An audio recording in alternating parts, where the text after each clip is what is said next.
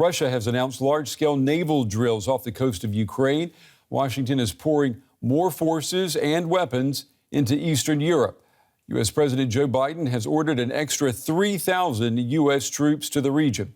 In a phone conference with other Western leaders, he reaffirmed support for Ukrainian sovereignty.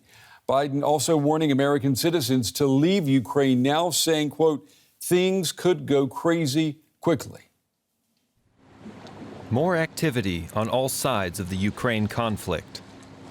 Russia's Ministry of Defense released footage of Navy ships arriving in Sevastopol Bay on the Black Sea, in the Russian-annexed Crimean Peninsula. They're here taking part in large-scale landing drills. The situation makes many Ukrainians uneasy. It's not a pleasant feeling, believe me, to understand that you encircled by the Russian troops from Belarus, 1,000 kilometers, more than 1,000 from the east. And last couple of days, Russia actually closed the entire Azov Sea, and the part of the Black Sea actually access for Ukrainian ports to the Black Sea. The United States wants its citizens out of harm's way immediately. President Joe Biden has urged all Americans to leave Ukraine. If a Russian attack on Ukraine proceeds, it is likely to begin with aerial bombing and missile attacks that could obviously kill civilians without regard to their nationality.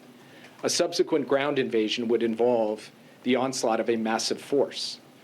With virtually no notice, communications to arrange a departure could be severed and commercial transit halted. While civilians pack up, security forces are coming in the other direction. Around 1,000 U.S. soldiers arrived in Poland to add to the 4,000 service members already stationed there. And on Romania's Black Sea coast, a 1,000-strong strike force rolled in from a U.S. base in Germany. NATO's Secretary General was there when they arrived. He spoke of the importance of boots on the ground as a deterrent to Russia's military buildup, which he called unjustified.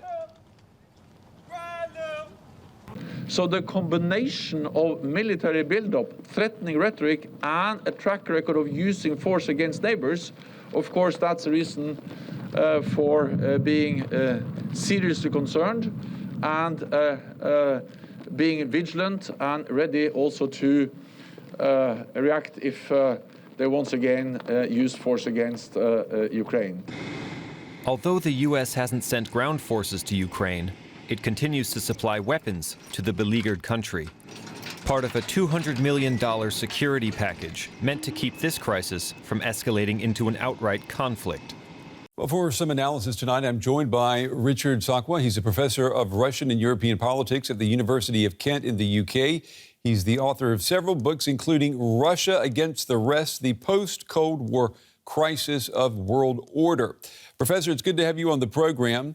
I'll ask you, we've asked a lot of people this. We're still trying to get a clear answer. Do you know what is Vladimir Putin's end game? Well, the end game is the same one that they've been trying to do for the last 30 years, Gorbachev, Yeltsin and Putin. And that is to try to get a security order on the continent, which is what they would call indivisible and inclusive.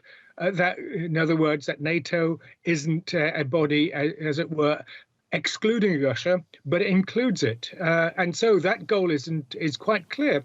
Well, how to achieve it, though, they would argue, look, we made all our speeches. We had Putin's speech in Munich Security Conference in 2007. We had Medvedev's ideas for a European Security Conference announced actually in Berlin in June 2008. We had in 2018 at his State of the Nation speech, listen to us. You know, I'm not saying that what they're doing is justified or even that their demands should all be accepted. But what they are saying is talk to us as equals. Don't assume that you have justice and right only on your side.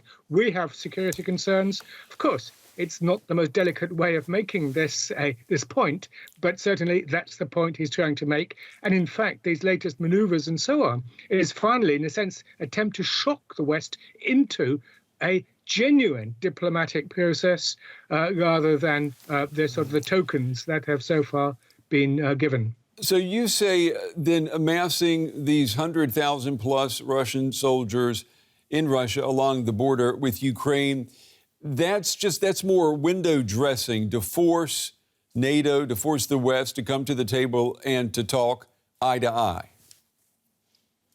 In part, don't forget on the other side that Ukraine has 130,000 troops now armed with British and American weapons, poised effectively, if they so wanted, well, I'm not saying they do, to seize and attack the Donbass. So initially, the mobilization was to deter that.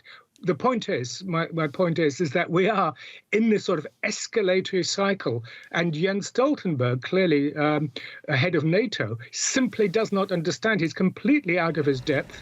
But Blinken and Sullivan don't understand this. The British, of course, don't.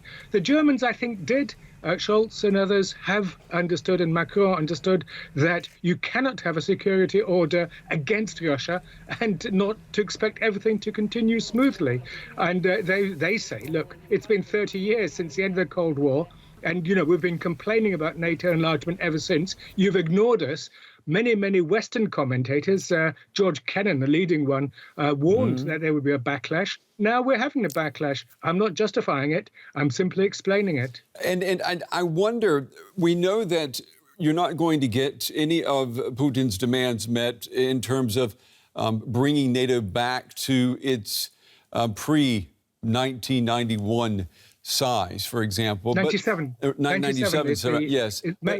But let's May just, 1997. Let's assume, though, that there could be an agreement or an understanding reached regarding Ukraine. Ukraine maintains its sovereignty, but the West, the U.S., and Russia have an understanding that NATO will not be in the picture in the future of Ukraine. Is that possible? It's not just NATO, of course, because the United States has it's got 800 bases around the world, and I'm sure it'll like a few in Ukraine. So also bilateral. So it's got to be more than simply a long-term moratorium on NATO expansion, but a genuine commitment to neutrality, which, of course, was the official position until December 2014, on and off in Ukraine. And don't forget, there's the intersection of two major crises going on. The internal Ukrainian one, with two very different models of state building, yes. One which decides to build a state against Russia, and with a security system also, which was ultimately, I don't think it was intended, but it's excluded Russia. And these two conflicts or crises are overlapping. And so our analysis must be clear that we've got two things going on at the same time. Professor Psaki, it's good to get your analysis. It's very valuable at this very volatile time. Thank you. Thank you. Our Washington Bureau Chief Enos Pohl, she spoke to Fiona Hill, a Russia expert and former U.S. intelligence officer. Given the warnings from the White House, how imminent is an invasion? I think we have to be vigilant at all times now. I mean, the reason that the United States was saying that it was imminent was to make it very clear that this could happen at any time because of the nature and the scale of the Russian exercises. And that, remember, again, that Russia invaded Georgia at the tail end of exercises because they've been practicing for those kind of contingencies. And that's the danger that we have now, that there is a pretext. Maybe you can give us kind of a best case scenario and a worst case scenario. Well, the best and the worst case scenario in some respects are one and the same. It's not just the invasion. It's that the invasion doesn't happen, but we keep in this tension on a more permanent basis. And that the whole idea of security, predictability, Europe whole, free and peace is gone. I mean, basically, Putin is saying the last 30 years where, we prospered on our terms are unacceptable to Russia. And so that whole idea of Russia integrating into Europe in some fashion, having closer economic, social and political ties with Europe is out the window. And that now we're facing an overtly hostile Russia that has also now joined in with China. Because what we have seen in the recent agreement with President Xi and Putin in Beijing is the Chinese telling the Russians, at the very least, we've got your back. We don't like NATO or NATO enlargement either. We certainly don't like the United States. Not really specifically about Europe as a major market, because for China, that's still important. But that China and Russia are now very much tied together. Some Trump supporters obviously say that with Trump in office, with Trump's anti-NATO course, Putin would have kind of not done what he did right now. What do you make of that? Putin would have seen the United States as a very weak player internationally in any event under President Trump. We saw a lot of chaos on the domestic front, but a President Trump who was focused on China and not about Europe. And he may have thought that then, well, nobody's watching Ukraine, nobody cares about Ukraine, and I want to make sure that Ukraine is back in the fold. The United States is weak. You know, there have been a great deal of infighting in the United States over Trump staying in power. Europe would have had a rift with basically the United States as well. Let's talk about Germany. You were pretty critical about the new government, especially when it comes to the way they are talking or not talking about Nord Stream 2. This is kind of that diplomatic dance. You know, you're on a tightrope and you're trying not to go one way or another. And of course, there is risk for the German government of lawsuits and all kinds of, you know, breaches of contract that may unfold from all of this. You've got to be very careful on the domestic front. You know, under the previous administration, all the pressure that was put on the German government obviously was counterproductive. I mean, you know, we saw that. President Biden has tried to address that by, you know, making this Germany's decision. You know, but obviously we need to show complete unity. And I think that somehow Chancellor Scholz managed to thread that very difficult needle. In public, of course, he didn't really say anything, but he also did not contradict President Biden. When President Biden said, well, we're going to do this, right, and looked at him, Chancellor Scholz didn't say anything. And behind the scenes, he seems to have made it much more clear to members of Congress and the Senate and other key interlocutors here that Germany is considering this very seriously, and presumably he will pass on that message to President Putin in person when he goes to Moscow, unless, of course, we have some invasion of Ukraine beforehand, which might make that trip difficult, maybe put that off. Well, let's look at the big picture with Alexei Melnik, who's co-director, Foreign Relations and International Security Programs with the Razumkov Center. That's a think tank based in Kiev. Welcome to DW. Do you believe that Russia is about to invade Ukraine? Well, we have different opinions about Russia's intent or Russia's plans, but there are certainly such plans and there are certainly such intentions. Whether it's going to happen and when it's going to happen is a big question. And so what is the end game then? What will success look like for President Putin in this conflict? If you asked me the same question like 2 or 3 months ago, I would say that the Putin endgame and the Putin biggest objectives was Ukrainian independence, to get Ukraine as a satellite, to get Ukraine in the sphere of influence.